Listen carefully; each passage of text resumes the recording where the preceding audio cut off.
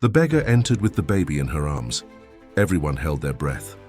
It was the first day of work, and a scandal was about to explode. The millionaire looked at her, as if he were hiding an old secret.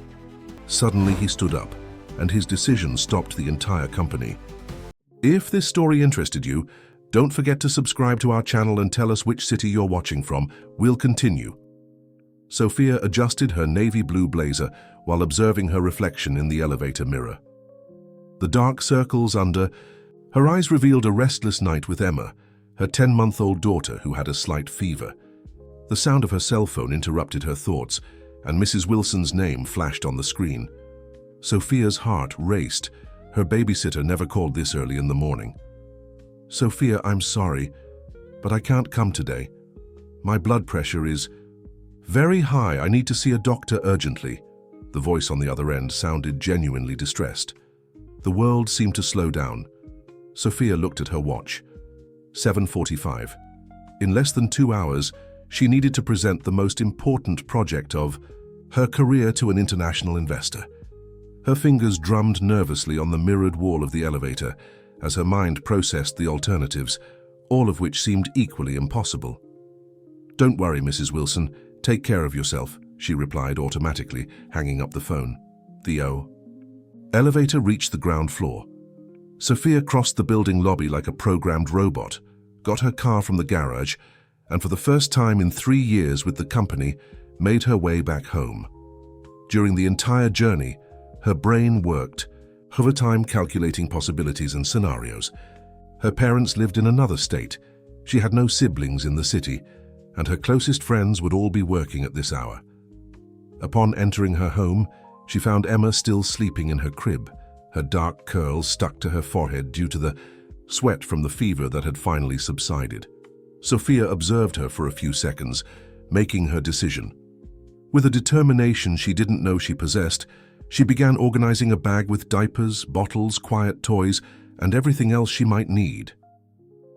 "It's going to work," she murmured to herself while getting Emma ready, who woke up smiling when she saw her mother. "It has to work." The clock showed 8:30 when Sophia entered the offices of Platinum Investments, carrying Emma in her baby carrier and a bag that seemed to contain the entire house. The astonished looks of her colleagues followed her down the corridor, but she kept her head high, pretending not to notice the whispers and expressions of disapproval.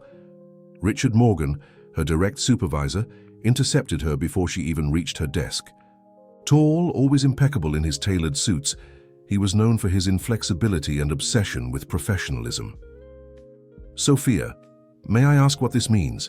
he asked in a controlled but clearly irritated tone, pointing to Emma, who was playing distractedly, with a rattle.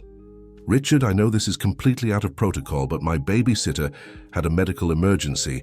I had no one to leave Emma with, and the presentation for Mr. Thompson is in less than an hour," Sophia explained, keeping her voice firm despite the nervousness that made her stomach churn. "This is unacceptable. This is a professional environment, not a daycare." Richard ran his hand through his grey hair, visibly disturbed. "Do you have any idea what's at stake today? Millions in investment, Sophia. Millions." "I know exactly what's at stake," replied Sophia, surprising herself with the confidence in her voice. "I've spent the last 3 months preparing every detail of this presentation. I know every number, every projection. I just need you to trust me." Richard stared at her for long seconds, his tense jaw revealing his displeasure. Finally, he let out a heavy sigh. "You have exactly 40 minutes to find a solution for this," he said, pointing again at Emma. "If you can't, Janet will make the presentation in your place." Sophia felt her blood run cold. Janet was her main competitor in the company, always on the lookout for an opportunity to stand out. Handing the presentation over to her would be like throwing away months of work and possibly her chance for promotion. As Richard walked away, Sophia looked at her daughter, who was now smiling at her with that toothless smile that melted her heart. An idea began to form in her mind. Risky, but perhaps her only chance. She would need all her courage and a bit of luck, but she was determined to prove that being a mother didn't make her less professional. The 10th floor meeting room was impeccable.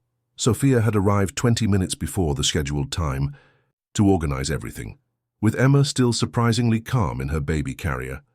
Through the glass windows she could see the bustle of the office, executives hurrying down corridors, assistants carrying papers and tablets, all casting curious glances in her direction.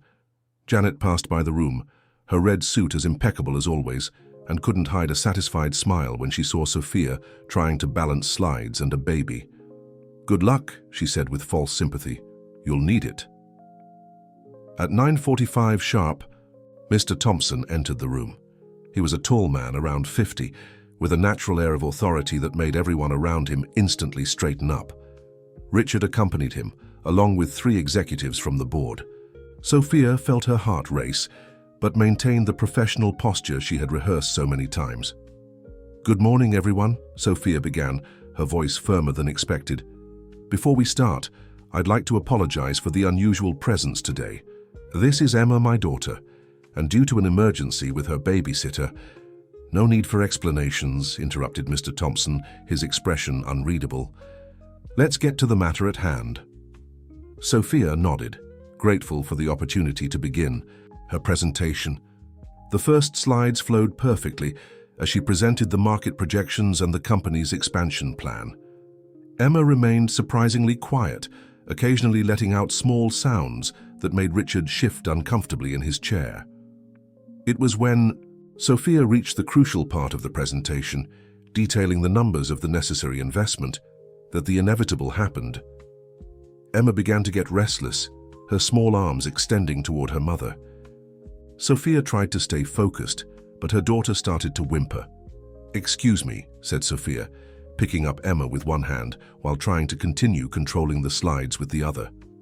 It was at this moment that Emma, fascinated by the presentation, remote control, managed to reach it and pressed several buttons simultaneously. The slides began to advance uncontrollably, revealing not only the carefully prepared graphs, but also some colorful drawings that Emma had made on Sophia's tablet. During the preparation of the material, multicolored scribbles appeared between financial projections, eliciting some contained laughter from those present. Richard's face turned red with anger.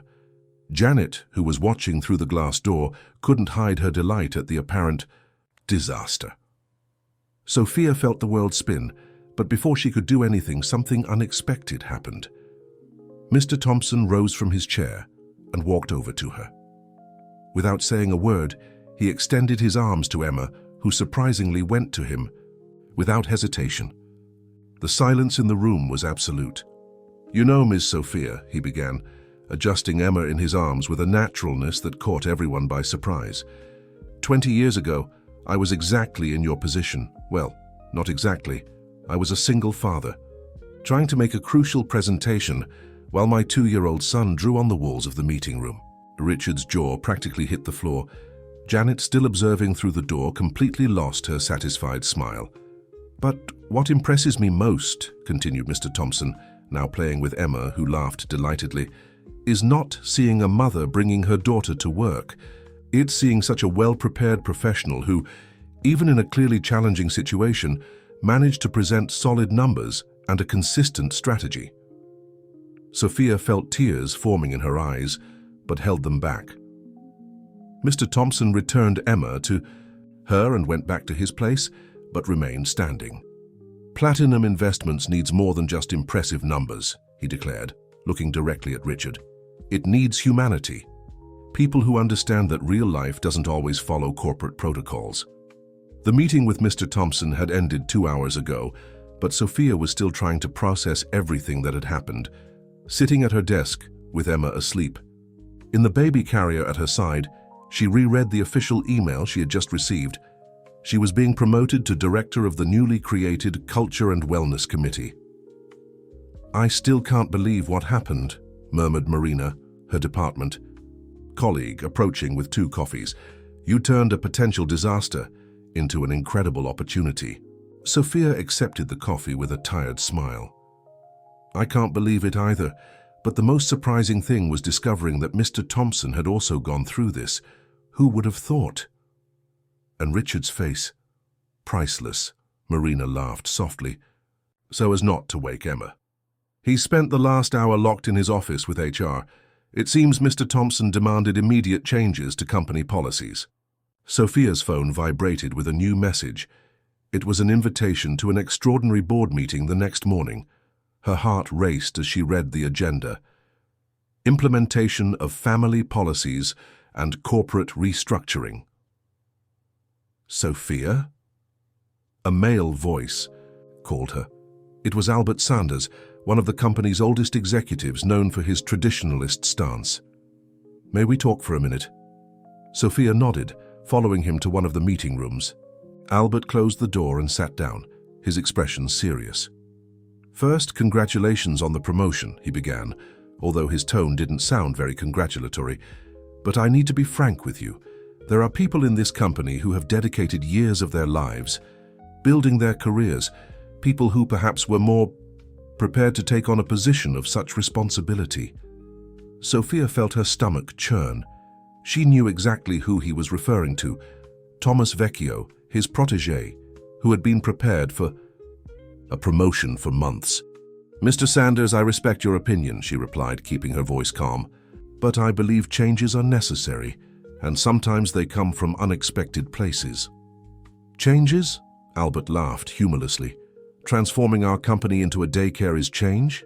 This is a corporate environment, Sophia, not a community center." Before Sophia could respond, the door opened. It was Caroline Meyer, a newly hired executive from the European branch, known for her impressive track record in cultural transformation. "Excuse me for interrupting," she said, her German accent subtly present. "But I couldn't help overhearing. Mr. Sanders, have you checked the numbers of companies that implemented family policies in the last 5 years?" Albert frowned. "Numbers?" Caroline smiled, pulling out her tablet. "Allow me to show you. Companies with family support policies have, on average, 35% less turnover, 48% more employee engagement, and a productivity increase of up to 42%. Sophia watched, fascinated, as Caroline presented graph after graph. Her presence was magnetic, her argumentation impeccable. Albert seemed increasingly uncomfortable. "And that's without mentioning the reduction in labor lawsuit costs and the increase in talent attraction," continued Caroline. "In fact, Mr. Sanders, not implementing these policies would be going against global market trends." When Albert finally left the room, visibly upset, Sophia turned to Caroline. "Thank you for the help," she said sincerely. "But I confess I'm surprised. I thought that I would be your rival," Caroline completed with a smile. "Sophia, I came from Europe precisely to help companies modernize. When I heard about your promotion and Mr. Thompson's initiative, I made a point of applying for the committee, not as your competitor but as an ally." Sophia felt a weight lifting from her shoulders. Having Caroline as an ally completely changed the scenario. Together, they could make real changes. "Actually," continued Caroline, "I have some ideas I'd like to share with you. Have you heard of the concept of a humanized company?" For the next 40 minutes, the two women discussed possibilities and projects. The idea of a corporate daycare was just the beginning. Caroline talked about breastfeeding spaces, flexible hours, partial remote work, and a series of other initiatives she had successfully implemented in other companies. "But it won't be easy," warned Caroline. "We'll face resistance, a lot of resistance." As if to confirm her words, Thomas walked by the room, casting an icy look at both of them.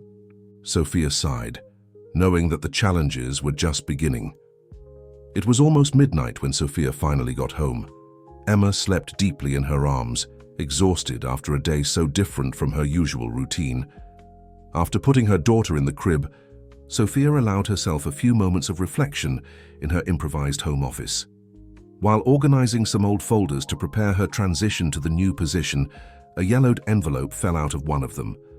Her heart raced when she recognized the letterhead. It was from Meyer & Partners, the company where she had interned 6 years ago before joining Platinum. With slightly trembling hands, she opened the envelope. Inside, she found documents she hadn't seen in years, reports, memos, and, more intriguingly, a series of handwritten notes she immediately recognized. It was the handwriting of Michael, the son of the founder of Meyer & Partners, with whom she had developed a close friendship during her internship. Unethical practices identified, said one of the notes. Overbilling in contracts, misappropriation of social funds, systematic moral harassment. Sophia felt a shiver run down her spine. She remembered how Michael had changed in the last days before his mysterious disappearance. He was agitated, paranoid, always talking about doing the right thing and exposing the truth. Her phone vibrated, bringing her back to the present. It was a notification from a European business magazine. Social innovator Michael Meyer inaugurates new corporate transformation hub in Slovenia. The photo accompanying the article made Sophia catch her breath. There was Michael, older, more mature, but with the same intense eyes she had known years ago. According to the report, he had spent the last few years developing a revolutionary project, an innovation center dedicated to implementing humanized policies in small and medium-sized companies. It can't be a coincidence, murmured Sophia to herself, connecting the dots. The emergence of Caroline Meyer, the humanized policies, and now Michael reappearing with a similar project. A soft cry interrupted her. Emma had awakened. Sophia went to her daughter's room, picking her up with care. As she rocked her, her mind continued processing the night's discoveries. The next morning, Sophia arrived early at the office, determined to initiate the promised changes. She found Caroline already in her office, organizing a presentation. "Good morning," greeted Caroline, noticing something different in Sophia's gaze. "Did something happen?" Sophia closed the office door and sat down. "Caroline, I need to ask you something. Do you know Michael Meyer?" Caroline's smile faltered for an almost imperceptible moment. "Why do you ask?" "Because I found some old documents last night, and I saw a report about his work in Europe. The similarities with what we're proposing here are more than coincidence," Caroline completed, sighing. "Michael is my cousin. And yes, we're working together, even if at a distance." Sophia sat down, absorbing the information. "But why didn't you tell me before?" "Because Michael asked for discretion. He has his reasons for keeping distance from the traditional corporate world, Sophia. Reasons that you apparently know well." Before they could continue the conversation, they were interrupted by a knock on the door. It was Thomas, carrying a thick folder. "Excuse me, ladies," he said, his tone falsely cordial. "Sophia, you'll want to see this. These are some, let's say, questions about your professional trajectory. The board will be very interested to know exactly how you got this sudden promotion." Sophia felt her blood freeze. For the first time, since she had begun this journey of changes, a cruel doubt assailed her. Was she prepared to face all the consequences of her new position? The office was buzzing with rumors. Sophia could feel the stares and whispers as she walked through the corridors with the folder Thomas had left on her desk. Inside, she found old newspaper clippings, social media prints, and even records of her time at Meyer & Partners, all organized to suggest that her professional rise had been built through favors and dubious connections. "Ridiculous," muttered Caroline, analyzing the documents with Sophia in an isolated meeting room. "They're desperate to discredit you." "The problem is that part of this is true," replied Sophia, nervously running her hand through her hair. "I really did work at Meyer & Partners. I really did know Michael. And now you're here. For anyone who wants to distort the facts, it's enough material." A movement at the door caught the attention of both women. Janet was standing there, her traditional red suit as impeccable as always. "May I come in?" she asked, surprising Sophia with a tone devoid of her usual hostility. Sophia and Caroline exchanged quick glances before nodding. Janet closed the door behind her and sat down, her hands clasped on the table, betraying some nervousness. "I know what Thomas is doing," Janet began. "Actually, he approached me first, wanting me to join his campaign against you." Sophia felt her stomach churn. "And why didn't you join? It would be your chance for revenge after the presentation with Mr. Thompson." Janet let out a heavy sigh. "Because last night I got a call from my brother. He's going through a complicated divorce and is now a single father of 2 children. He was just passed over for a promotion because, according to his boss, he can't dedicate 100% to work." The silence that followed was loaded with meaning. Sophia observed Janet with new eyes, noticing for the first time the dark circles poorly disguised by her impeccable makeup. "I spent the entire night thinking," continued Janet, "about how I've been part of the problem, about how I've perpetuated this toxic culture that is now hurting my own brother." Caroline leaned forward, her eyes sparkling with interest. "And what do you propose?" "I want to help," Janet replied firmly.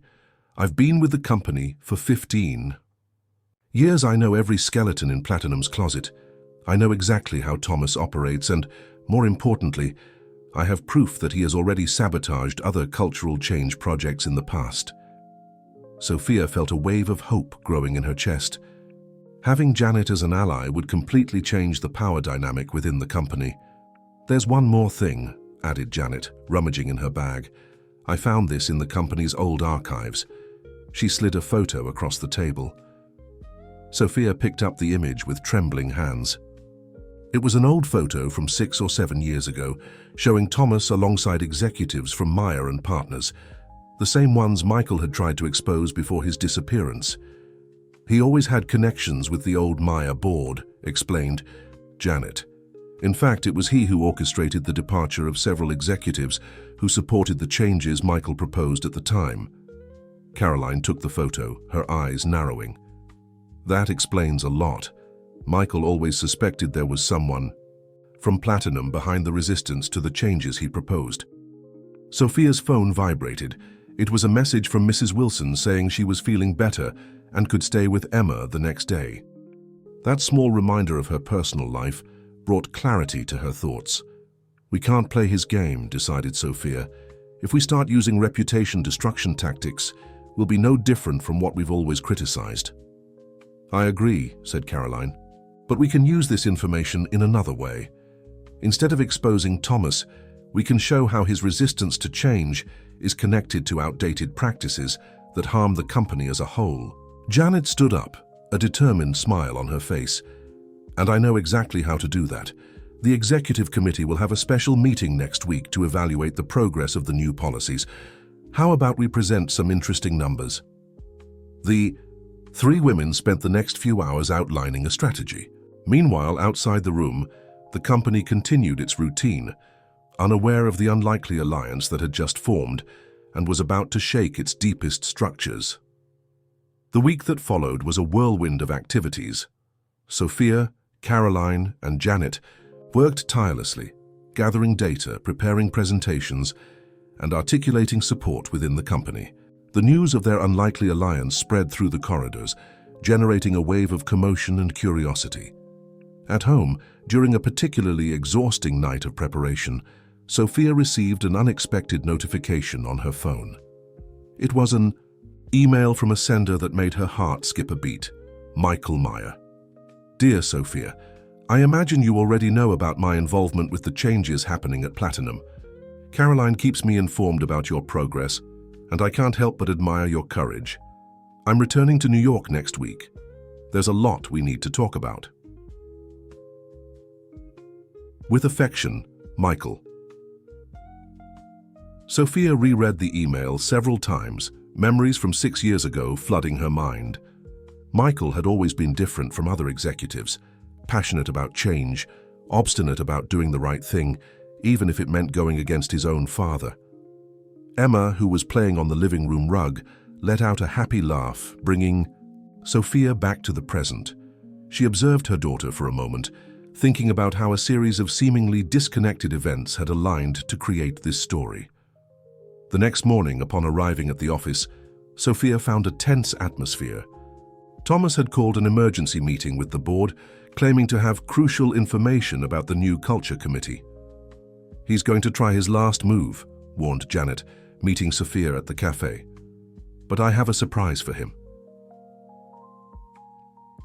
Before Sophia could ask more, they were interrupted by Caroline, who rushed into the room.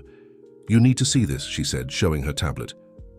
It was a newly published report on the success of Michael's social innovation hub in Europe. The numbers are impressive. Companies that implemented the program had an average increase of 47% in productivity and 62% in talent retention. "And there's more," added Janet, pulling a folder from her bag. Remember that photo we found? I made some calls. I discovered that Thomas not only knew the executives at Meyer and Partners, he actively worked to prevent Michael's denunciations of unethical practices from coming to light. Sophia felt a shiver run down her spine. But why? What would be his interest in that? Money, answered a male voice behind them. The three women turned around, surprised.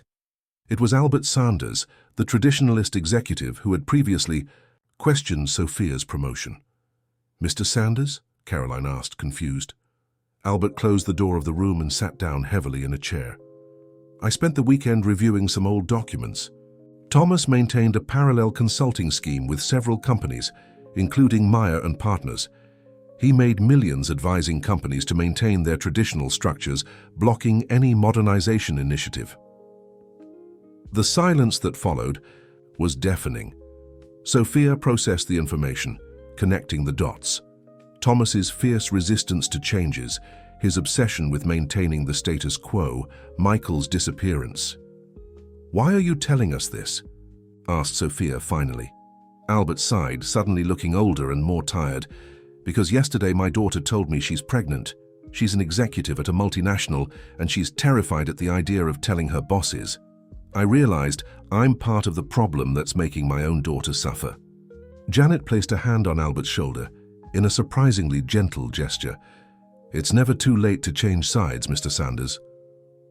The sound of raised voices in the corridor interrupted the conversation. The meeting called by Thomas was about to begin. Sophia looked at her allies, then at Albert, and felt a renewed determination growing in her chest. "Let's go," she said, standing up. "It's time to show that the future doesn't wait for those who insist on living in the past." As they walked to the meeting room, Sophia received another message on her phone. It was a photo of Michael, taken at the airport. "Landed earlier. I'm on my way to Platinum. Some truths need to be told in person." The 20th floor meeting room was packed. Executives from all departments had been summoned for what Thomas called a crucial presentation on the future of the company. Sophia took her place at the table, with Caroline and Janet at her side, while Albert Sanders sat discreetly in a more distant corner. Thomas was standing, impeccable in his Italian suit, an expression of poorly disguised triumph on his face. Beside him, a pile of blue folders awaited distribution. "Ladies and gentlemen," he began, his deep voice echoing throughout the room, "in recent months we have witnessed significant changes in our company. Changes that, although well-intentioned, threaten to compromise the essence of what we've built over decades." Sophia felt Janet's reassuring gaze upon her. They had prepared for this moment. "I have here," continued Thomas, raising one of the folders, "a detailed report on the costs of these new humanized policies. The implementation of the corporate daycare alone would consume resources equivalent to 3 expansion projects, not to mention the expected drop in productivity with the flexibilization of working hours." A murmur ran through the room. Thomas began to distribute the folders, his smile growing with each expression of astonishment from the executives as they read the numbers. "But that's not all," his voice took on a deeper tone. "We have also discovered some irregularities in the conduct of this change process." Sophia felt her heart accelerate. This was where the personal attack she so feared would come. "Our current culture director," Thomas cast a disdainful look in her direction, "has questionable connections with organizations that—" The door to the room suddenly opened, interrupting him.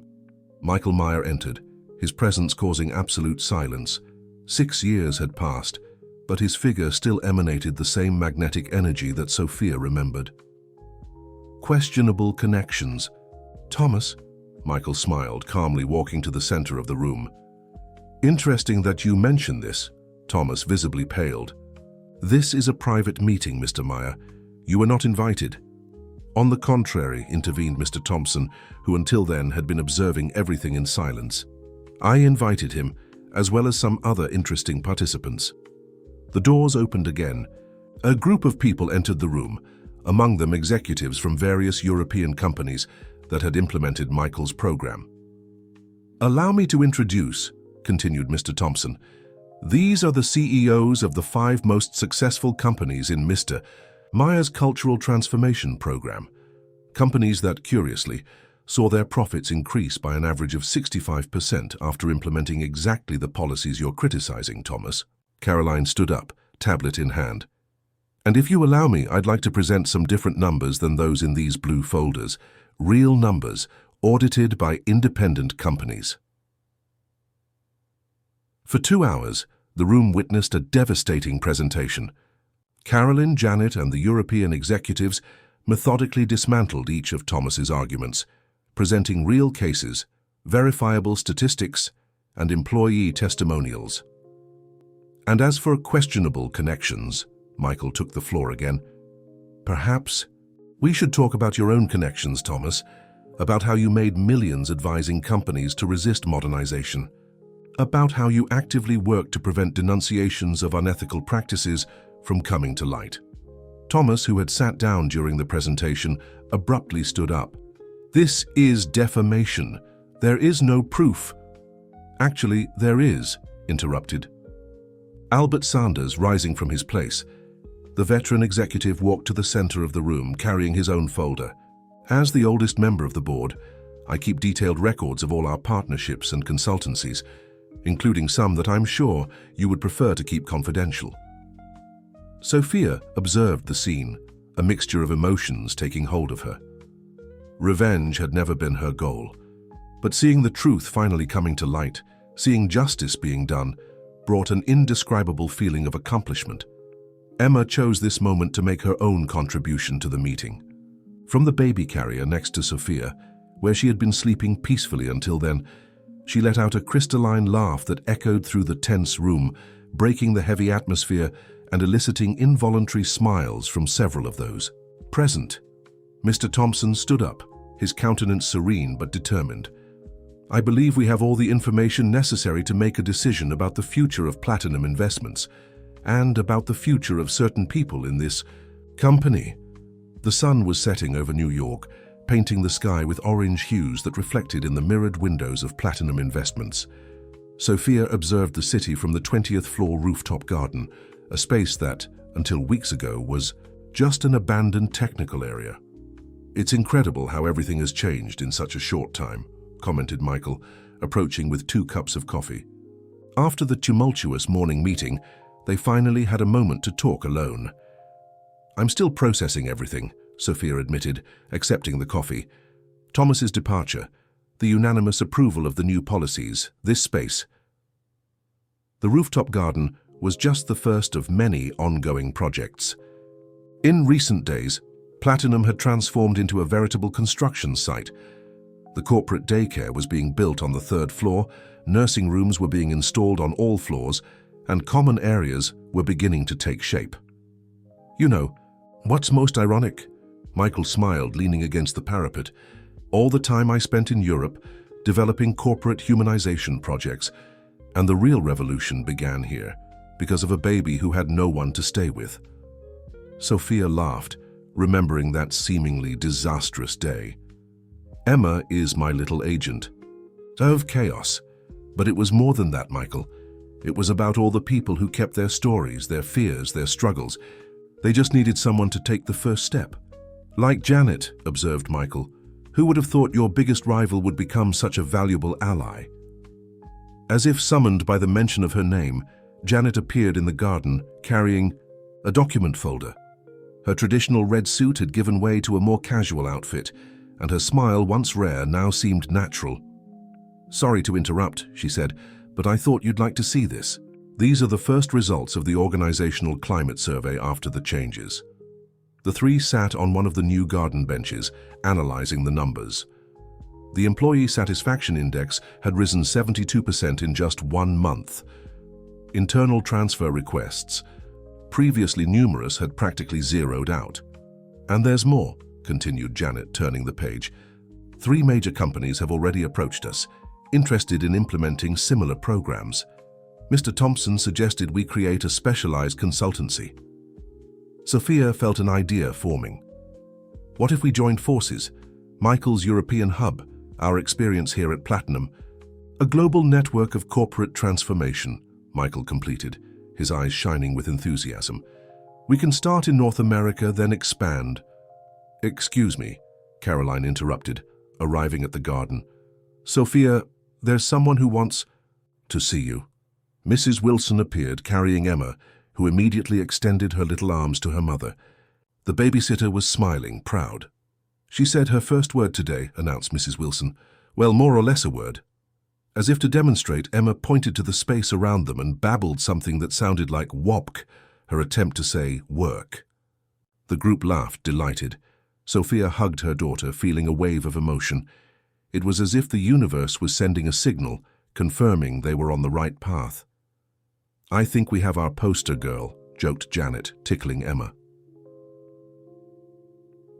Caroline's phone rang. It was Mr. Thompson.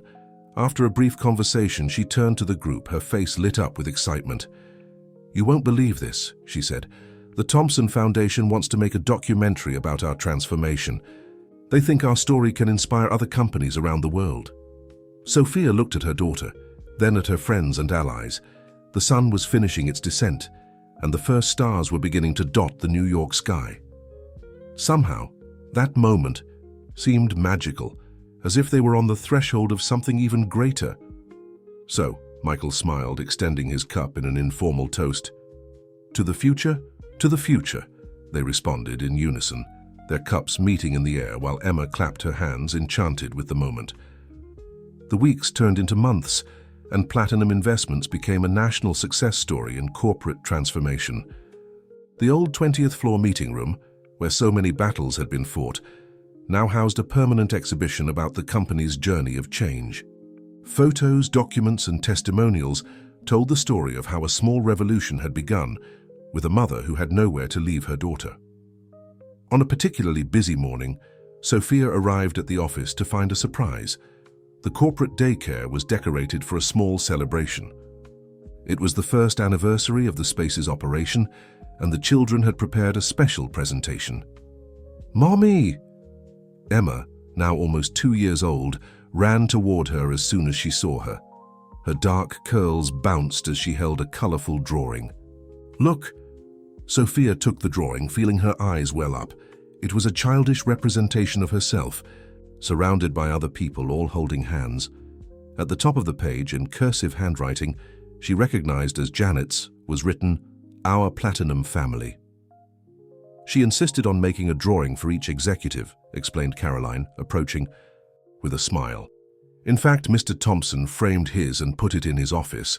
Speaking of Mr. Thompson," Janet joined them, consulting her tablet, "I just received the official email. The foundation approved the budget to expand the program to 10 more companies in North America." Sophia sat in one of the small daycare chairs, watching Emma return to play with other children. It was surreal to think about how everything had changed. The daycare, initially planned to accommodate 20 children, now housed 50, with a waiting list that grew each day. "I have one more piece of news," said Caroline, sitting next to Sophia. "Michael is returning to the US permanently. The European hub is practically autonomous now, and he wants to focus on expansion here." Sophia's heart accelerated slightly at the mention of Michael. In recent months, they had maintained constant contact through video calls and messages, but the physical distance always seemed an obstacle to something deeper that both felt growing. "And that's not all," continued Janet, with a conspiratorial smile.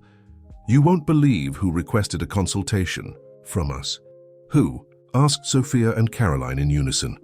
"Meyer and Partners," Janet revealed, causing astonishment in both. "Apparently, the new board wants to clean up the company's image. They want to implement all our family support policies and even create a specific investment fund for social impact projects." Sophia processed the information, feeling a strange sense of coming full circle. The company where it all began, where she and Michael had met, was now seeking transformation through the work they had developed. "But there's a challenge," Janet continued. "They want quick results. Very quick. They're under pressure from shareholders and the media." "Nothing can be that quick when we talk about cultural change," pondered Caroline. "We need to be careful not to repeat past mistakes." Sophia was about to respond when a commotion caught her attention. The daycare children had gathered in a circle, and one of the educators was beginning to play the guitar. Emma, in the center, of the group, held a toy microphone. "She insisted on making a special presentation," explained the educator, smiling. "She said she wanted to be just like her mommy." The first notes of a children's song filled the room, and Emma began to sing, her sweet little voice echoing through the space. The lyrics, adapted by the educators, spoke of family, work, and love. Sophia felt silent tears running down her face as she watched her daughter. Emma had not only inspired a change, she was growing up in an environment that proved transformation was possible, that work and family didn't have to be opposing forces. "I think we've found our spokesperson for the next generation," joked Caroline, also moved. "Actually," Janet smiled, "that gave me an idea for the Meyer and Partners project. What if we started the change through the children, a program that integrated families from the beginning?" As the three discussed possibilities, Sophia noticed her phone vibrating. It was a message from Michael. "Landed in New York. I have a proposal to make. Actually, 2 proposals." Sophia smiled, her heart racing again. Something told her the transformations in her life were far from over. The platinum rooftop garden was especially beautiful that afternoon. The flowers that had been planted months ago were now blooming in an explosion of colors, creating an urban oasis in the heart of New York. Sophia was waiting for Michael, her heart beating a little faster than normal. "Ma!" Emma's voice brought her back to the present. Her daughter was playing happily with a new friend, Peter, Thomas's son, who now lived with his father after the separation. Thomas's story had taken an unexpected turn after his departure from Platinum. Facing the responsibility of raising a 4-year-old son alone, he had experienced firsthand the challenges he had so much despised. Ironically, he had become a staunch defender of family support policies in his new company. "They get along so well," observed Janet, who was supervising the children while Sophia waited. "Who would have thought the children of former rivals would become best friends?" Sophia smiled, observing how Emma shared her toys with Peter. "Children have a lot to teach us about leaving the past behind." The sound of the elevator announced Michael's arrival. He looked more tan than usual, a result of the months spent between projects in Europe and Asia. His eyes, however, maintained the same intense sparkle that Sophia remembered from her intern days. "Sorry for the delay," he said, approaching with a smile. "New York traffic is still impossible." Before they could start a deeper conversation, they were interrupted by Caroline, who arrived hurriedly with her tablet. "You need to see this," she said, showing a newly published report. "Meyer and Partners has just officially announced the creation of the largest investment fund for social impact projects in North America. And guess who they want to lead the management committee?" added Janet, joining the group with the children. Michael smiled, a different sparkle in his eyes. "Actually, this has everything to do with one of the proposals I came to make." He took an elegant envelope from his pocket and handed it to Sophia. Inside was an official invitation from Meyer and Partners for her to assume the position of CEO of the new fund, working in partnership with Michael, who would be the Director of Social Innovation. "The idea is to combine the best of both worlds," he explained. "Your experience in corporate transformation with my network of international projects. We could impact thousands of companies, millions of families." Sophia looked at Emma, who was now playing an imaginary tea party with Peter, using the garden, flowers as decoration. "And what's the second proposal?" she asked, her heart beating even faster. Michael smiled, taking her hands in his. "This one is more personal. Sophia, these last few months have made me realize that some transformations need to begin at home. You and Emma have become much more than a professional inspiration to me." Janet discreetly took the children by the hand, moving away with Caroline to give the couple privacy. On the horizon, the sun was beginning to set over New York, painting the sky with shades of pink and orange. "I know it may seem precipitous," continued Michael, "but when you know something is right, why wait? I want to build not just an empire, have social transformation with you, but a family." Sophia felt tears forming in her eyes. Before she could respond, Emma ran back, escaping from Janet, and threw herself into Michael's arms.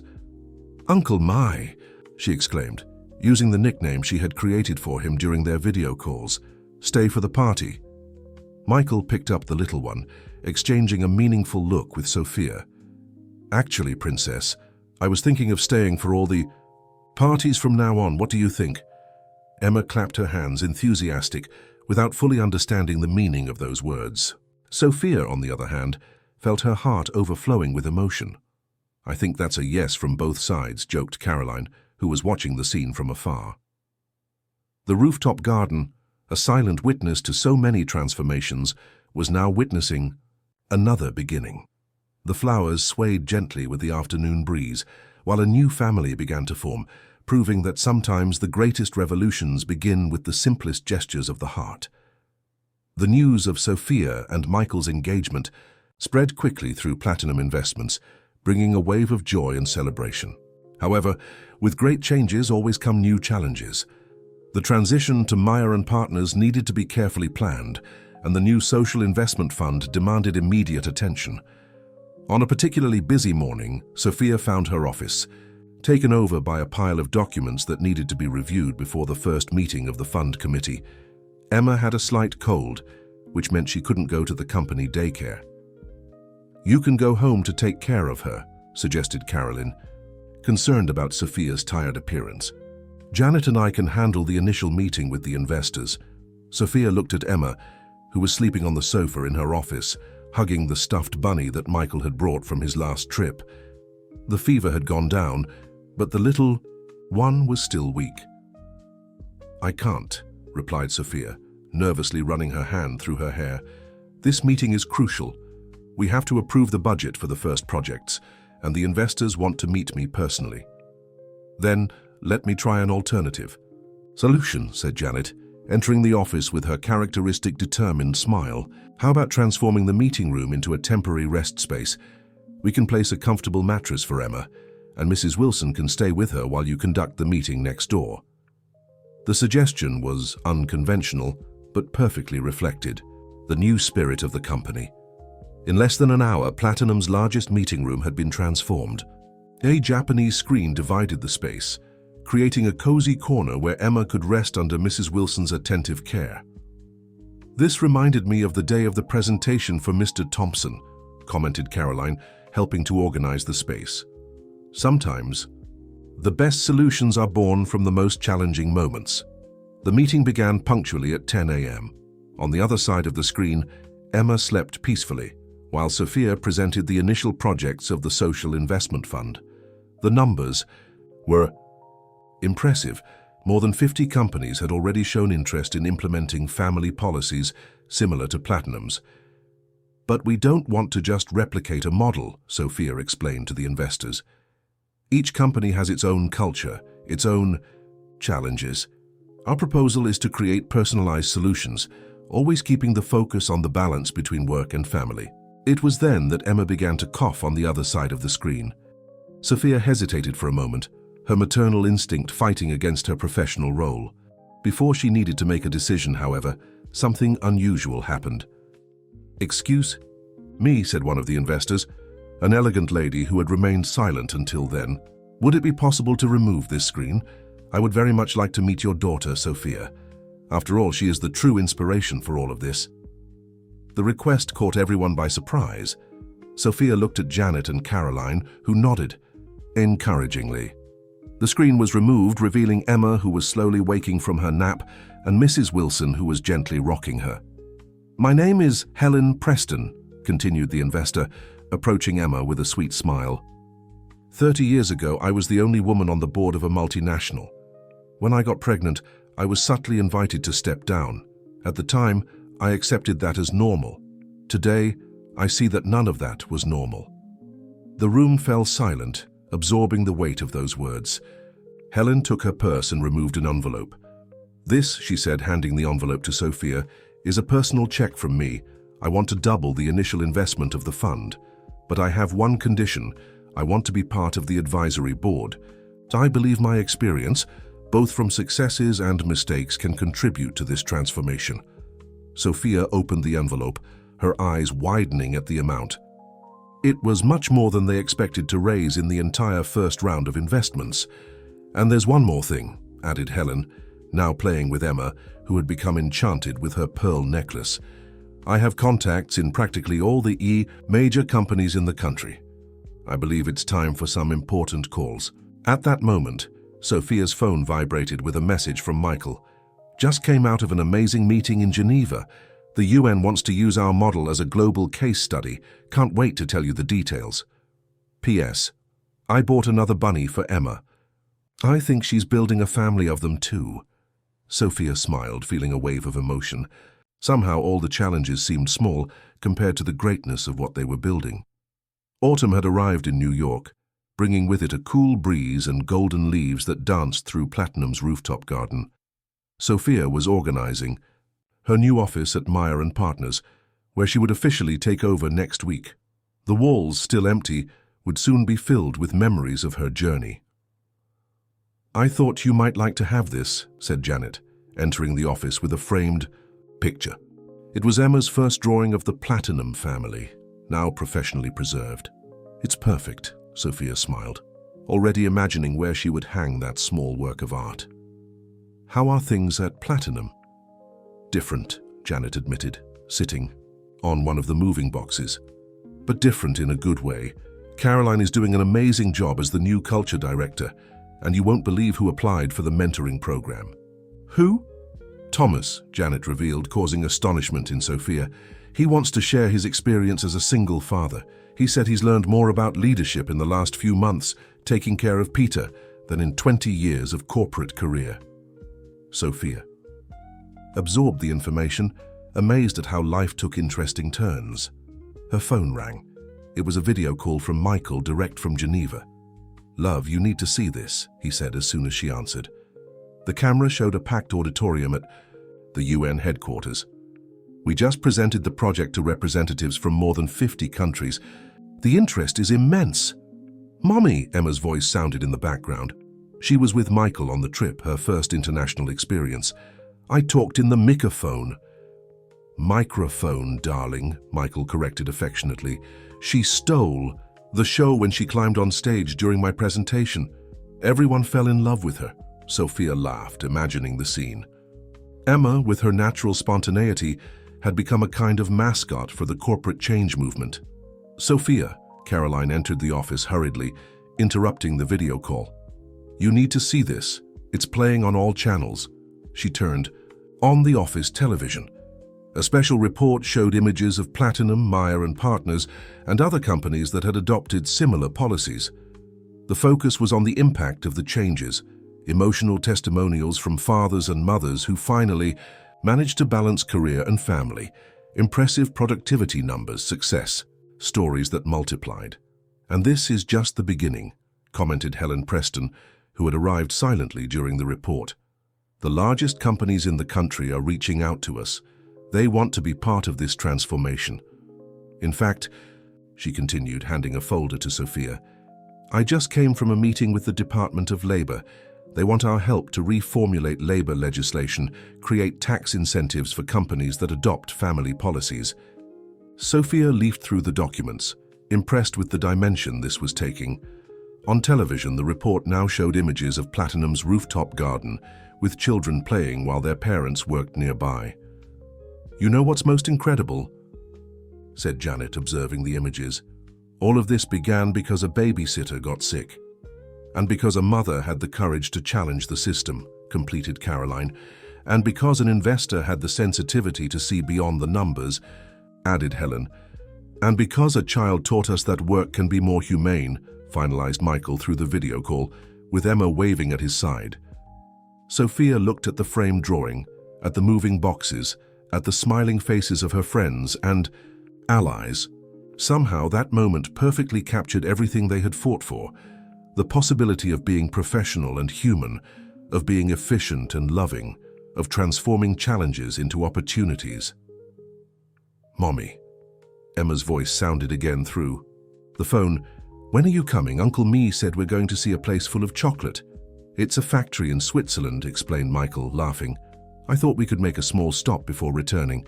After all, every revolution deserves a sweet celebration." Sophia smiled, feeling her heart overflowing with joy.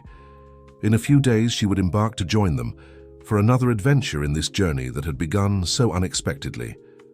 The corporate world was changing, and she had the privilege of being part Of that transformation. The international airport in Geneva was busy that winter morning. Sophia adjusted her coat as she walked through the arrival terminal, her heart accelerating with each step. After 2 intense weeks organizing the transition at Meyer & Partners, she could finally join Michael and Emma. "Mommy!" The familiar voice echoed through the hall. Emma was running toward her, her curls now adorned with a red beret that perfectly matched her winter coat. Michael was right behind, his smile illuminating the entire environment. "My loves!" Sophia hugged them, tightly, breathing in the familiar scent of her small family. "I missed you both so much." "You won't believe what happened here," Michael said as he picked up Sophia's luggage. "The UN presentation was just the beginning. We have invitations to implement the program in companies around the world." On the way to the hotel, Emma couldn't stop talking about her adventures. The important meetings where she had charmed executives with her spontaneity, the tours around Geneva, and especially about her new friend, Sophie, daughter of one of the UN delegates. "And she also has 2 mommies," Emma explained excitedly, "and they work in a very big place just like you." Sophia exchanged a significant look with Michael. It was extraordinary how her daughter, at only 2 years old, already naturally understood and celebrated the diversity they fought so hard to establish in the corporate environment. The hotel where they were staying was a historic building in the center of Geneva, with a view of the lake. When they arrived at the room, Sophia found a surprise. Her laptop was open on a video call with Janet, Caroline, and Helen. "Surprise!" the 3 shouted in unison. "We couldn't miss being part of this moment." "What moment?" Sophia asked, confused. Michael cleared his throat, suddenly nervous. "Well, I was going to wait until dinner, but since our accomplices are online..." He knelt down, taking a small box from his pocket. Emma, who was clearly in on the plan, ran to deliver the box to Sophia. "I know we're already engaged," Michael began, "but I wanted to do this right with our entire family present, even if virtually." Sophia opened the box with trembling hands. Inside was a delicate ring with a small diamond that reflected the sunlight coming through the window. "The ring belonged to my grandmother," explained Michael. "She was one of the first women to hold an executive position in Italy in the 1950s. She faced prejudice, fought for her space. When I told her our story, she insisted that you should have it." "Say yes, Mommy." Emma jumped excitedly next to them. Sophia couldn't contain her tears. Through the computer screen, she could see that her friends were also emotional. "Yes," she answered, her voice breaking. 1,000 times yes." As Michael placed the ring on her finger, Emma distributed small pieces of colored paper she had prepared. "What is this, Princess?" asked Sophia, wiping away her tears. "They're invitations," Emma explained proudly. "Aunt Janet helped me make them on the computer before traveling. They're for our wedding." The childish drawings showed 3 hand-holding figures, Sophia, Michael, and Emma, surrounded by hearts and flowers. At the top, in shaky capital letters, was written "family" with several exclamation points. "She insisted on doing everything herself," Michael laughed. "She said that since she was the one who brought us together, she had to be the one to make the invitations." "And she's right," commented Helen through the video call. "If it weren't for Emma, none of this would have happened." "Actually," Caroline intervened, "I think we also need to give credit to Mrs. Wilson and her high blood pressure that day." Everyone laughed, including Emma, who, even without completely understanding the reason for the laughter, was happy to see everyone happy. "Now comes the best part," Michael announced, picking Emma up. "We have a special meeting tomorrow. The UN wants to create a global program to support companies that implement family policies. And guess who they want to lead the project?" Sophia felt her heart race again. The changes that had begun in such a small and personal way were really taking on global proportions. She looked at the ring on her finger, at her smiling daughter, at the man she loved, and at her friends on the computer screen. Somehow, all paths had aligned perfectly. The UN headquarters in Geneva was even more impressive in person than in the photos Sophia had seen. Flags from various countries fluttered in the cold morning breeze as she, Michael, and Emma, dressed in a miniature formal outfit specially chosen for the occasion, crossed the security gates. Mrs. Torres, an assistant, greeted them in the lobby. The committee meeting is about to begin. We've prepared a special space for Emma in our temporary daycare. Sophia raised her eyebrows, surprised. You have a daycare here? Actually, Michael smiled, that's one of the surprises I wanted to show you. The UN implemented several of our suggestions while preparing for this conference. The daycare is a pilot project. The daycare was a colorful and welcoming space, with children of different nationalities playing together. Emma immediately found her friend Sophie, and the two began an animated conversation in their own mixture of English and invented words. It's amazing, Sophia commented as they headed to the meeting room. They don't even notice the barriers that we adults tend to create. The conference room was packed. Executives and representatives from various countries awaited the start of the presentation. Sophia recognized some faces from the report she had watched in New York. Welcome, began the committee president, an elegant, middle-aged woman. We are here today to discuss a silent revolution that began in an American company and is spreading throughout the world. Images of Platinum Investments and Meyer and Partners began to be projected. Sophia saw photos of the rooftop garden, the corporate daycare, parents working with their children nearby. But before we proceed, the president continued, we have a special announcement. Mrs. Helen Preston, please. To Sophia's complete surprise, Helen appeared on a screen live from New York. By her side were Janet and Caroline. Dear friends, Helen began, it is with great joy that I announce the creation of the Global Corporate Transformation Fund, an initial investment of $1 billion to implement family policies in companies around the world. A buzz of excitement ran through the room. Helen continued, and this is just the beginning. We already have the commitment of 10 more major business groups from different countries. And there's more, Janet took the floor. Platinum Investments and Meyer and Partners have just been certified as the world's first family-friendly companies, a seal that will be administered by the UN. Sophia felt tears forming in her eyes. Michael squeezed her hand affectionately. But none of this would be possible, Caroline added, without a very special person who is here with us today. The doors to the room opened and Emma entered, led by the daycare teacher. She was carrying a small golden trophy. This is the Transformation Award, explained the committee president, helping Emma deliver the trophy to Sophia. A special recognition for those who have the courage to change the world, one child at a time. Emma, clearly proud of her role in the ceremony, hugged her mother tightly. I love you, Mommy, she declared into the microphone, drawing smiles and some misty eyes from the audience. Now Michael took the floor. We would like to present our global expansion plan. As he began the presentation, Sophia observed her daughter, who had settled in her lap and was playing distractedly with the trophy. It was surreal to think that everything had begun with a seemingly disastrous day when a babysitter got sick and an important presentation seemed to be compromised. Her phone vibrated with a message from Janet. Thomas just confirmed he's going to lead the mentoring program for single parents in the US. Said he wants to give back all he's learned. Sophia smiled, thinking about how life had curious ways of teaching its lessons.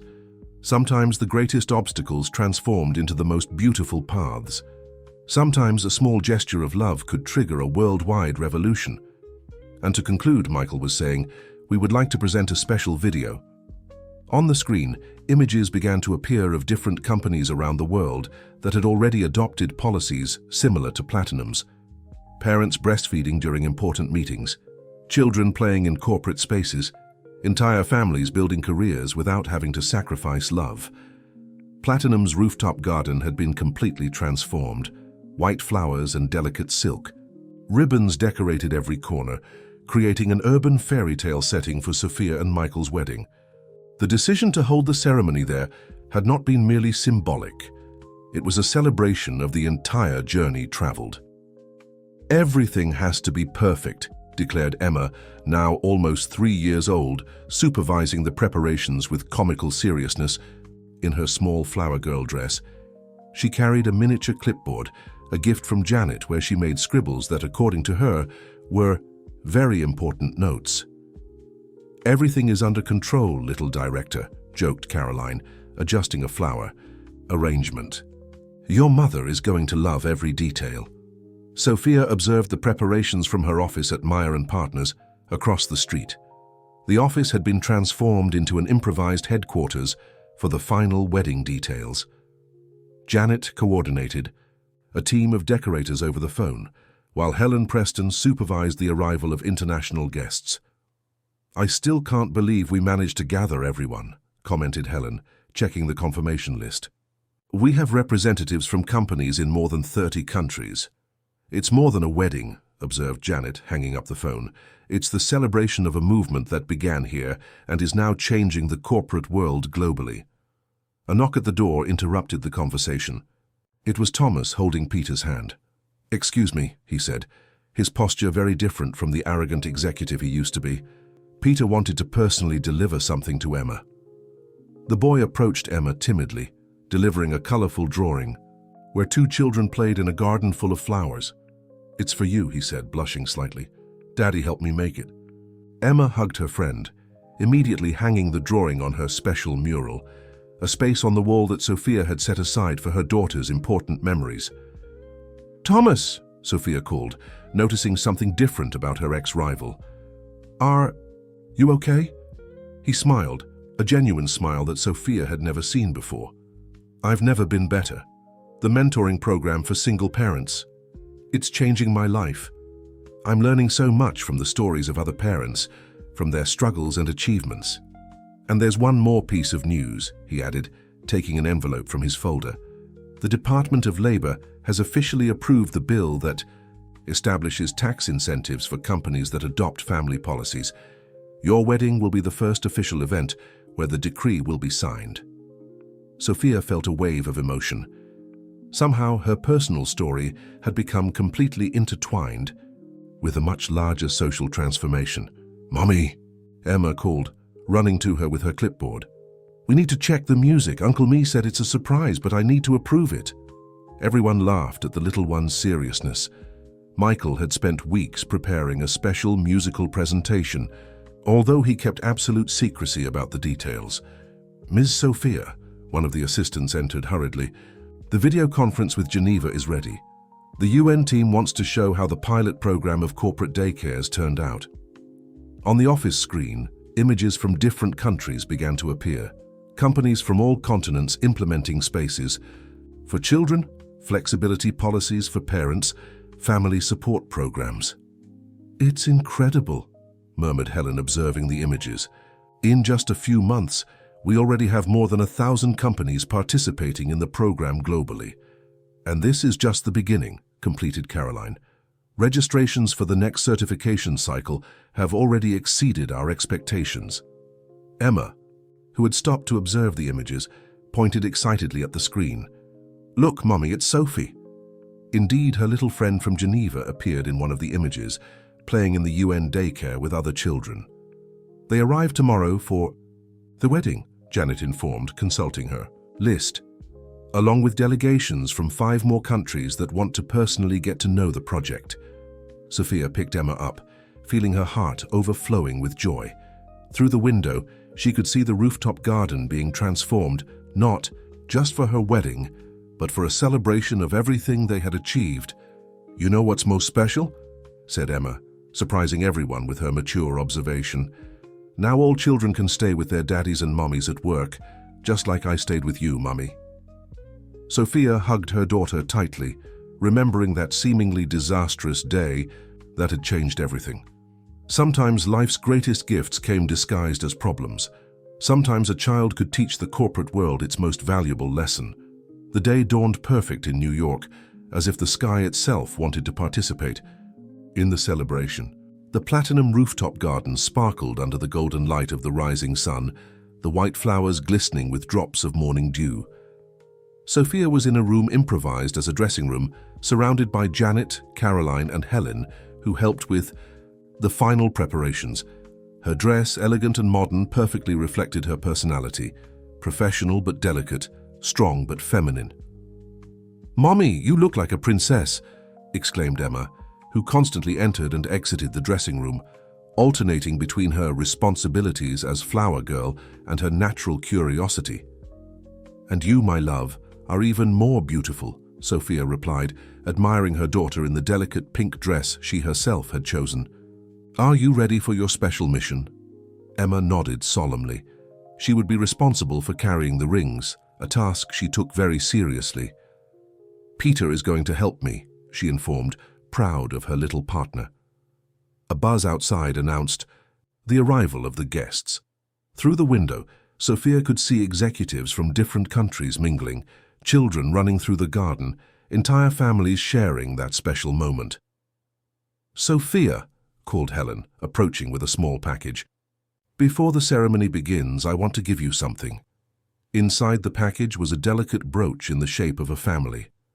"This brooch belonged to my mother," explained Helen, her voice breaking. She was also a pioneer in her time, fighting for women's rights in the corporate environment. I know she would be proud to see what we've built here. The sound of soft music began to fill the air. Michael had prepared a musical surprise, and the first notes were beginning to play. "That's my cue," Emma announced, running to her position. Peter was already waiting for her at the beginning of the improvised corridor between the chairs in the garden. Sophia took a deep breath, feeling an overwhelming emotion. Janet adjusted her veil one last time, while Caroline checked that everything was in order. "It's time," whispered Helen, offering her arm to lead Sophia to the altar. As a true mentor and maternal figure she had become, she had been chosen for this honor. The rooftop garden had been transformed. Rows of white chairs extended between flower beds, and an arch of flowers marked the spot where Michael waited. Executives, employees, families, and children, all those who had been part of this extraordinary journey, stood up when the music changed. Emma and Peter walked in front, scattering flower petals. Behind them, Sophia advanced arm in arm with Helen, her heart beating strongly as she saw Michael, elegant in his dark suit, smiling emotionally. The music playing wasn't a traditional wedding march. It was a special composition Michael had created, mixing classical elements with the sounds of children's laughter and melodies that recalled important moments in their history. When Sophia reached the altar, Emma ran to hug them both, transforming the solemn moment into something even, more special and authentic. Michael picked up the little one, and the three shared a hug that represented much more than a matrimonial union. It was the celebration of a family that had formed in the most unexpected and beautiful way. "We are gathered today," began the efficient, "not only to unite Sophia and Michael in matrimony, but to celebrate a story that taught us that love and work need not be opposing forces." From her special place in Michael's arms, Emma observed everything with bright eyes, occasionally waving to Sophie and other children she had met during her international adventures. "This marriage," continued the officiant, "is a symbol of transformation. Proof that when we open our hearts and minds to new possibilities, we can create a better world for everyone." Sophia looked at her daughter, at the man she loved, at her friends and allies, at all the families present. Somehow, her small, personal drama had transformed into a global revolution of love and respect. 6 months after the wedding, life had found a new rhythm. Sophia and Michael's joint office at Meyer & Partners had transformed into a global operations center for the Corporate Transformation Program. Maps on the walls showed colorful dots representing each company that had joined the movement, and the number grew each week. "Mommy, look!" Emma exclaimed, on a particularly busy morning, pointing to the computer screen where a video call showed children playing in a corporate daycare in Tokyo. "They did just like us."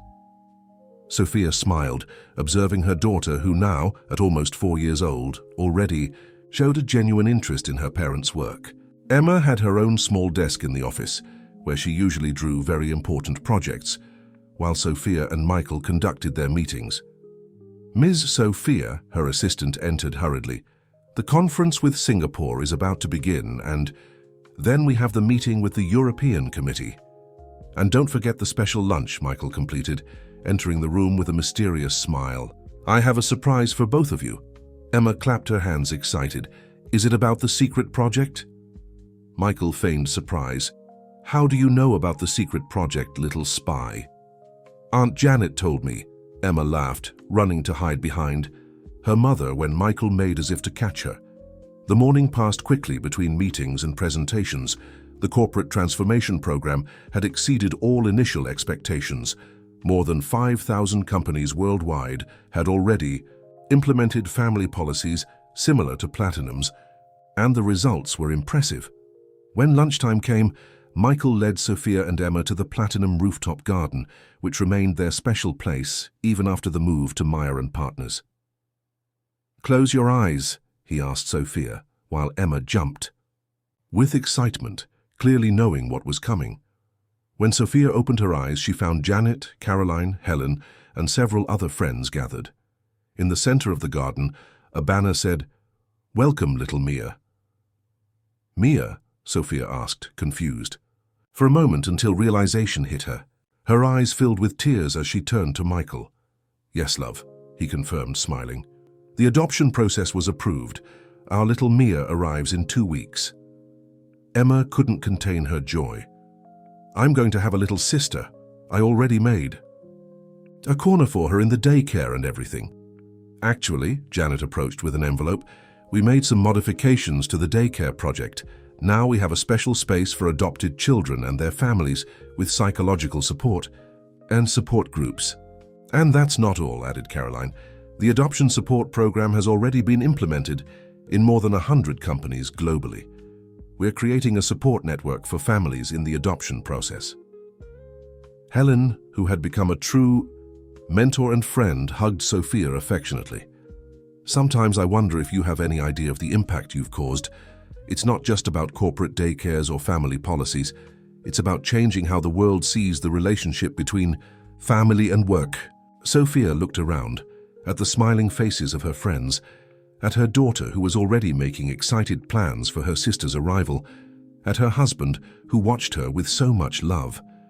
The rooftop garden, which had witnessed so many important moments in her journey, would now be the stage for another special chapter. "Mia is going to have the best family in the world," declared Emma, already in her responsible big sister mode. "I'm going to teach her everything, how to have important meetings, how to use the clipboard, how to transform the world," completed Michael, laughing. "Yes," Emma agreed seriously, "just like Mommy did." Thomas, who had arrived discreetly with Peter, approached the group. "Speaking of transformation, I have more news to share. The mentoring program for single parents is being implemented at the United Nations. They want to use our model as a global standard." Peter, who was inseparable from Emma, was already making plans to include Mia in their games. The two children talked animatedly about how they would teach the new little sister to do important work like them. Sophia observed everything with her heart overflowing with joy. Somehow, her small personal challenge had transformed into a wave of changes that continued to grow and touch more lives each day. And now her family would also grow, proving that there are many ways to build a love story. The day of Mia's arrival dawned sunny, as if the sky itself wanted to celebrate. The Platinum daycare had been specially decorated to welcome the new family member, with drawings and posters made by the children. Emma had woken up earlier than usual, insisting on wearing her work uniform, an outfit that mimicked Sophia's executive attire, a gift from Janet. She carried her inseparable clipboard, where she had drawn a detailed schedule for the first day with her sister. "Everything has to be perfect," she declared to anyone who would listen, supervising the final preparations with comical seriousness. Sophia and Michael arrived at the shelter punctually at 9 a.m. Mia, a 2-year-old girl with large, curious eyes, waited for them with her caretaker. Upon seeing Emma, who had rehearsed 1,000 times how to be the best big sister in the world, Mia gave a shy smile. "Hi, little sis," Emma approached cautiously, offering a small stuffed rabbit identical to her own. "Now you have a special friend too." The moment of connection between the sisters was magical. Mia, who until then had been a little hesitant, took the bunny and held Emma's hand as if they had known each other for a long time. Back at Platinum, a small celebration awaited the family. Janet, Caroline, and Helen had organized a special breakfast in the daycare, where other children eagerly waited to meet their new little friend. "Welcome to the Platinum family," announced Helen, moved to see the two girls holding hands. "Actually," Caroline smiled, "we are now the Global Corporate Transformation family. We just received confirmation. Another 1,000 companies joined the program this month." Sophia watched her daughters interacting with the other children. Mia, still shy but visibly enchanted with the welcoming environment, was already playing with Peter and Sophie, who had come especially from Geneva with her mothers to meet the new little friend. "It's amazing how children teach us about inclusion and unconditional love," commented Michael, hugging Sophia from behind as they watched the scene. "Mommy," Emma called, pulling Mia by the hand, "can I show her my special corner in your office?" "Of course, my love," Sophia smiled. "This space belongs to both of you now." As they accompanied the girls to the office, they were surprised by an international video call on the main screen. Executives from different countries had gathered to welcome the new member of the family that had inspired so many changes. "Mia," Emma patiently explained to her sister, pointing to the faces on the screen, "these are all the people who help other families stay together just like us." Little Mia, although not fully understanding the meaning of those words, smiled and waved to each face that appeared on the screen, her initial shyness quickly transforming into curiosity and joy. Janet approached with a special gift, a miniature clipboard for Mia identical to Emma's. "For when you two want to have important meetings together," she explained, winking. "You know what's most special?" Sophia commented to Michael as they watched their daughters playing office with their little clipboards. Seeing how a story that began with a problem, having nowhere to leave Emma, ended up creating possibilities for so many other families, including our own. "And it doesn't stop there," added Helen, who had just received a message on her phone. "The Global Corporate Transformation Fund has just approved a specific program for companies that want to support adoption processes. We're going to call it Project Maya." Emma, who was always attentive to adult conversations, immediately wanted to know more about the project that would bear her sister's name. Mia, although not understanding everything, smiled when she saw her older sister's enthusiasm. "This means," Emma explained in her own way to Mia, "that more children will be able to have special families like ours." Sophia felt her eyes well up as she watched her daughters. Somehow the universe had conspired to create not just a family, but a movement of love and transformation that continued to grow and touch more lives each day. The morning sun streamed through the office windows, illuminating that precious moment. In the rooftop garden, the flowers continued to bloom, silent witnesses to a story that had begun with a challenge and transformed into a revolution of love and possibilities. The main auditorium of the UN in Geneva was packed. A year had passed since Mia's arrival, and Sophia was preparing to give her most important speech yet. In the front row, Emma and Mia, now inseparable, waited excitedly beside Michael. "You're going to crush it, Mommy," Emma whispered, adjusting her small blazer that matched her sister's. The two had insisted on dressing as miniature executives for the special occasion. The screen showed impressive numbers. 10,000 companies in more than 60 countries had implemented family policies over the last 2 years. Project Mia, focused on adoption support, had already helped more than 2,000 families to form. "And today," announced the committee president, "we have the pleasure of welcoming the woman who initiated this silent revolution. Sophia Torres, please." As she walked to the stage, Sophia recalled her journey. The images passed through her, mind like a film. The day she needed to bring Emma to work, the unexpected support from Mr. Thompson, the alliances that formed, the love she found, the family she built. 3 years ago, she began, "I was just a desperate mother with nowhere to leave her daughter. Today I stand before you not just as an executive or leader of a global movement, but as a witness to the power of transformation." In the audience, familiar faces smiled. Janet, Caroline, and Helen had traveled from New York especially for the event. Thomas was there with Peter, now leading the international mentoring program for single parents. Even Mr. Thompson, though retired, made a point of honoring the moment. "What began as a personal need," continued Sophia, transformed into a revolution of love and possibilities. Today, we don't just talk about corporate daycares or family policies. We talk about a new way of seeing the business world, where success and humanity walk together. Emma nudged Mia, proudly pointing to the screen where photos of the two appeared among the impact images of the project. "Look, sis, it's us helping to change the world." Mia, who had blossomed over the last year, transforming into a happy and confident girl, smiled when she saw the photos. Her adoption story had become a symbol of hope for other families, proving that love knows no barriers. But the numbers don't tell the whole story, Sophia continued. Behind each statistic, there's a family that can stay together. There's a child who can grow up seeing their parents fulfilled. There's a professional who doesn't have to choose between career and love.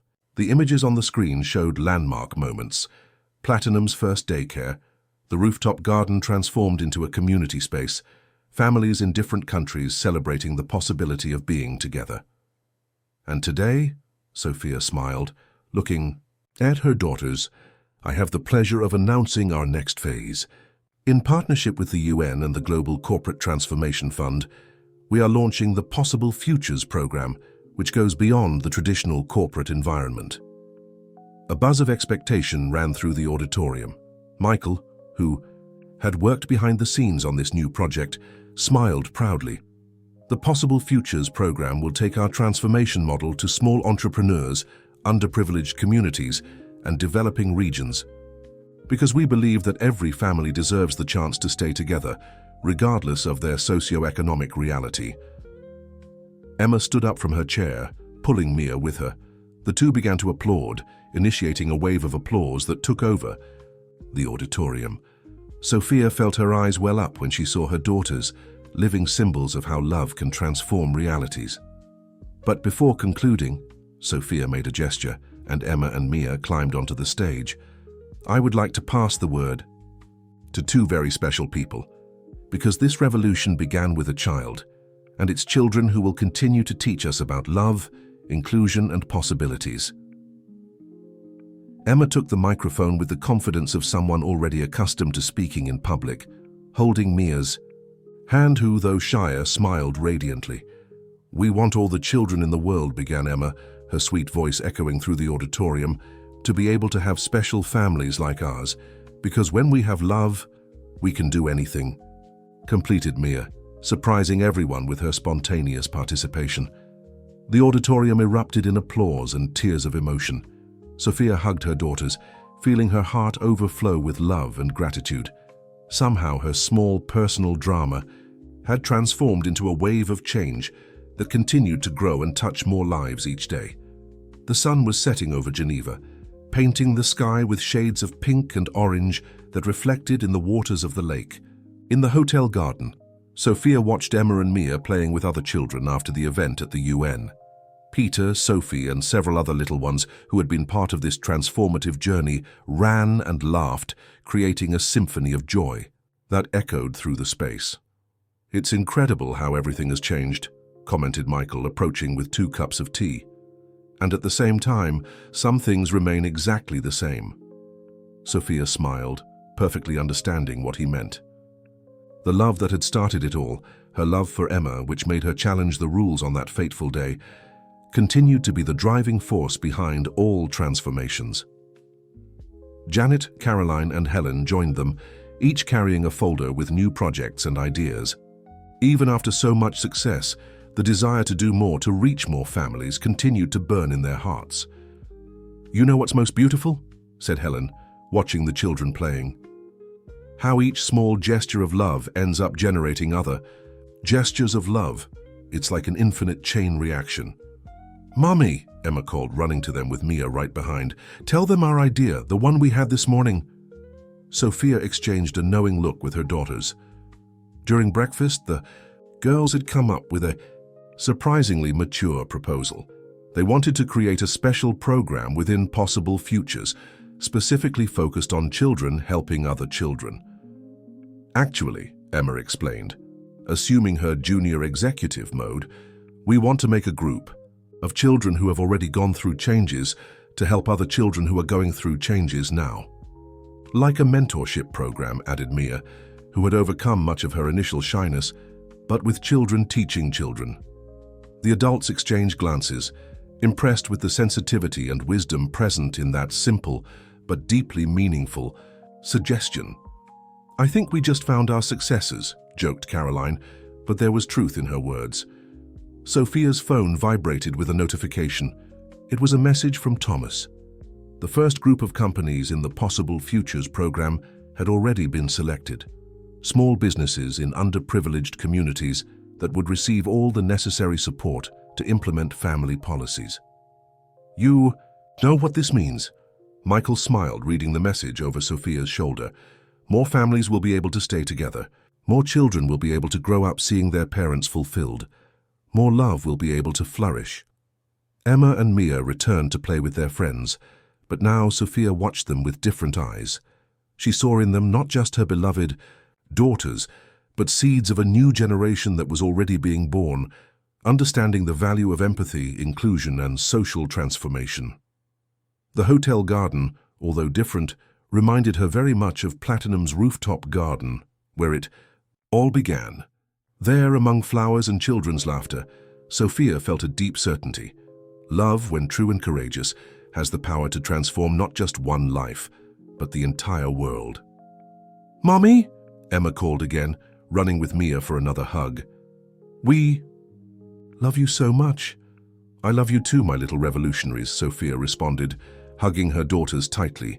Michael joined the family hug, and soon Janet, Caroline, and Helen were also there, forming a circle of affection that perfectly symbolized the essence of everything they had built, a network of love, support, and transformation that would continue to grow and touch more lives, one heart at a time. The sun finished setting on the horizon, but Sophia knew this wasn't an ending. It was just the beginning of a new chapter, in a story that would continue to be written by many hands, many hearts, and, most importantly, much love. The story of how one mother's dilemma changed the world of work would continue to inspire generations to come. As the stars began to appear in the Geneva sky, Sophia looked at her family and friends, grateful for the unexpected journey that had brought them all together. What had started as a crisis had become a revolution, a testament to how love and determination could transform not just one workplace, but workplaces around the world. In the years that followed, the Possible Futures program would expand to reach even the most remote communities, bringing the gift of balanced family and work life to millions. Emma and Mia would grow up to become powerful advocates in their own right, bringing the perspective of the children whose lives had been transformed by these policies. And it had all started with one mother, one baby, and one meeting that nearly didn't happen. To Possible Future.